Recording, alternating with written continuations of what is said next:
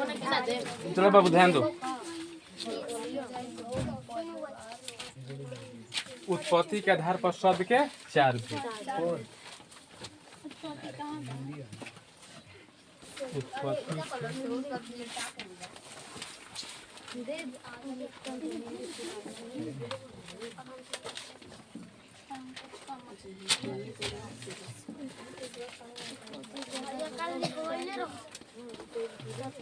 जो लिखा था वो नहीं लिखेगा, अच्छा समझेगा। उत्पत्ति के आधार पर शब्द के 4 भेद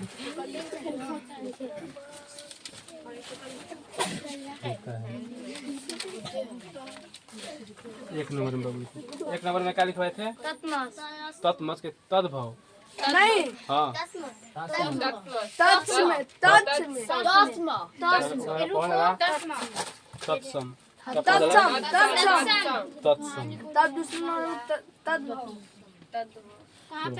तत्सम लिख कर आगे डैश देना परिभाषा इसका लिखो। तत्सम लिख कर कॉली वाला है ना।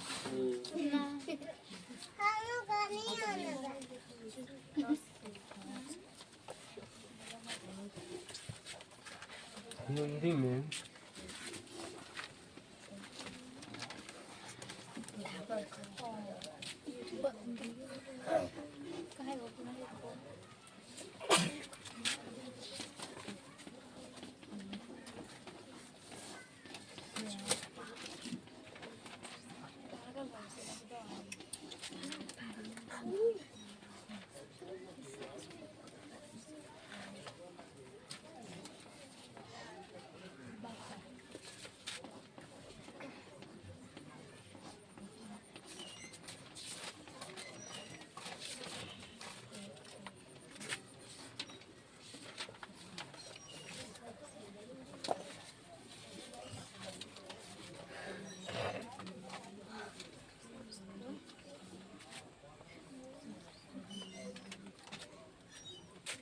उत्पत्ति के आधार पर शब्द का 4 भेद, अर्थ के आधार पर शब्द के 2 भेद, रचना के आधार पर शब्द के 3 भेद, उत्पत्ति के आधार पर शब्द के 4 भेद। 1 नंबर में तत्सम। हिंदी में प्रयुक्त संस्कृत के मूल शब्द को तत्सम कहते हैं, या मूल शब्दों को जितना उस शब्द के शब्द के या शब्दों को सकल ऐसे ढेर शब्द बना हो बहुवचन में, तो शब्दों को तत्सम कहते हैं। तत्सम का अर्थ होता है, तत्सम का इसी में लिखना है बाबू, अर्थ होता है। तत्सम का अर्थ होता है, इसी में लिखना है ऊपर।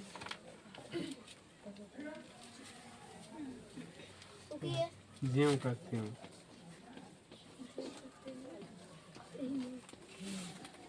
तत्सम का अर्थ होता है ज्यों करते हो।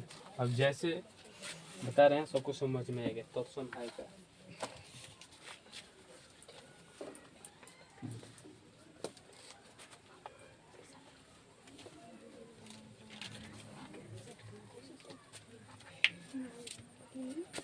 तत्सम का परिभाषा हिंदी में प्रयुक्त संस्कृत के मूल शब्दों को तत्सम कहते हैं। तत्सम का अर्थ होता है ज्यों कहते हो, यानी कि जो हम लोग आग को अग्नि कहते हैं संस्कृत में, कह रहे हैं ना बाबू कि संस्कृत के मूल शब्दों को मतलब हिंदी में प्रयोग होला, तो संस्कृत के मूल शब्दों यानी कि पुष्प, पुष्प के हिंदी में क्या कह दिला हो? फूल। क्या कह दिला? फूल। तो वैसा ही हमने कहीं हो सबके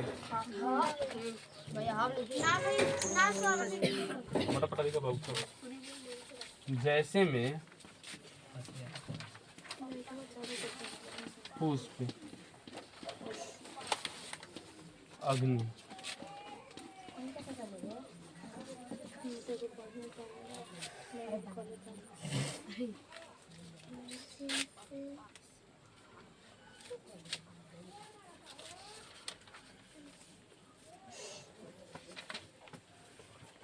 हयोला हो गया? हयोला सबका हो गया?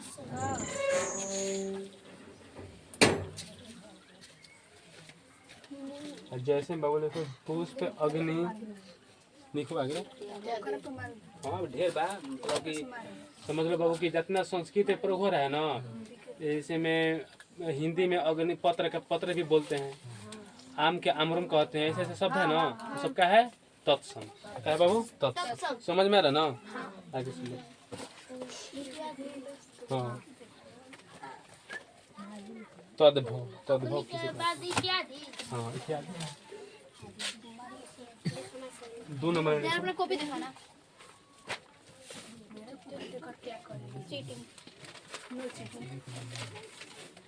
रुक भैया, गलती तो फिर दूसरा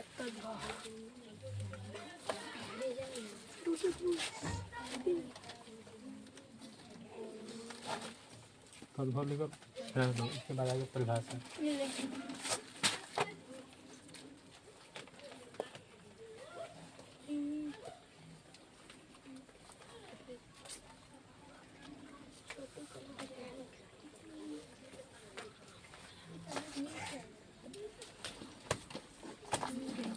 ऐसे भी लिख सकते हो।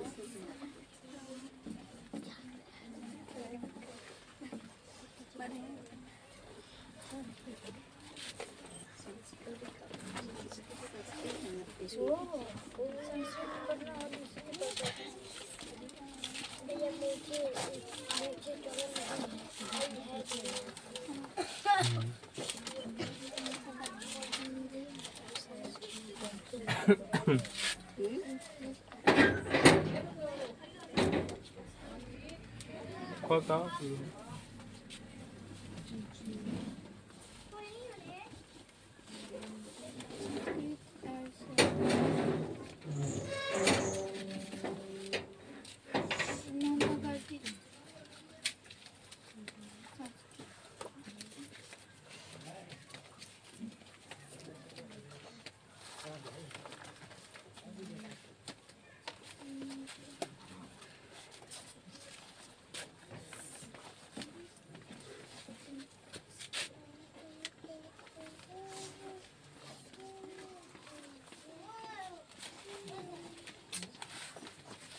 यहाँ पर उतारो तब संस्कृत के ऐसे शब्द जो हिंदी में रूप बदलकर प्रयुक्त होता है उसे तद्भव कहते हैं।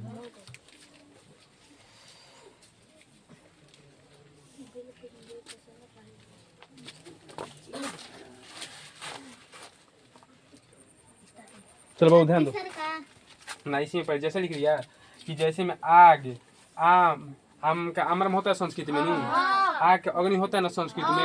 हाँ, तो इसके बाद इसे याद लिखना। हाँ, हाँ, इसमें पुष्प क्या हो जाएगा? फूल। यानी कि हिंदी का जो है ना मेन हिंदी में जो प्रयुक्त होता है संस्कृत का, इसमें लिखना है, और तत्सम में संस्कृत वाला है।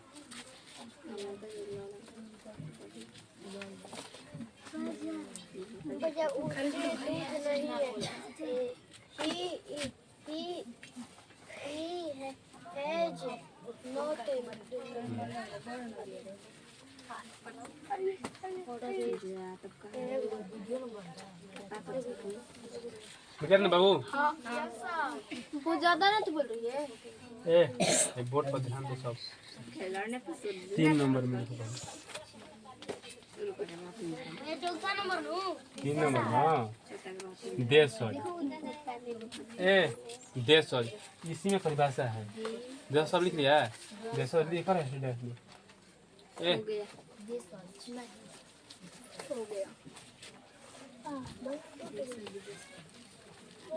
देश मतलब जो देश की भाषा है ना, देश की भाषा बोली जाने वाली को क्या कहते हैं? देशज कहते हैं। हाँ, देशज जो भाषा देश में बोली जाती है।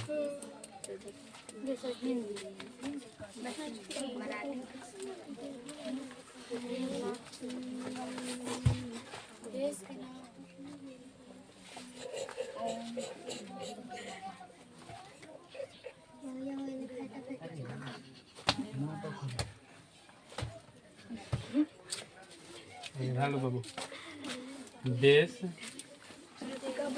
में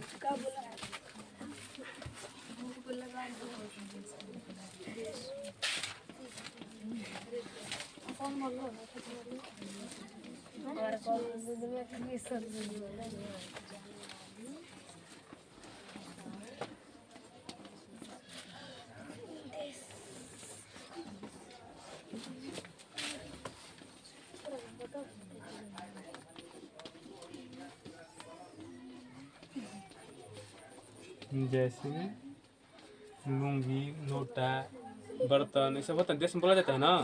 तो देश, जो हम जिस देश में रहते हैं, देश में बोली जाने वाली भाषा को देशज कहते हैं। भाषा लिखो।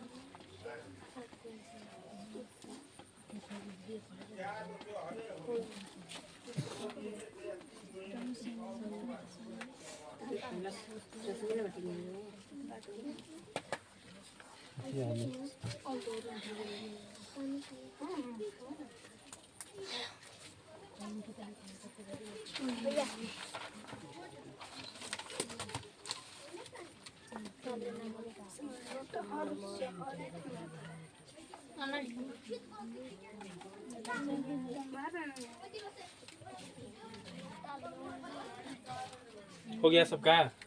हाथी हो जाता है। हैं? हाथी। हाथी देशी भाषा भी है और विदेशज भी है। अब विदेशज में दिखाएंगे ना तो समझ में आएगा बाबू।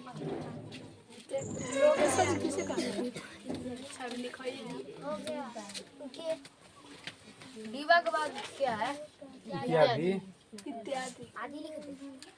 आदि, अदरक सब लिख देंगे।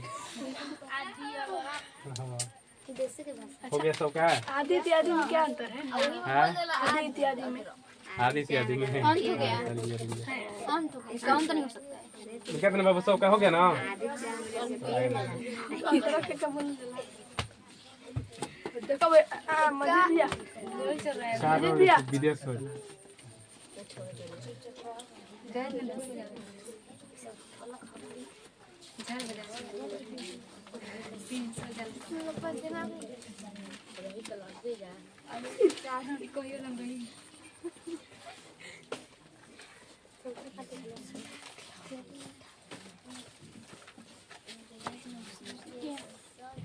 विदेश में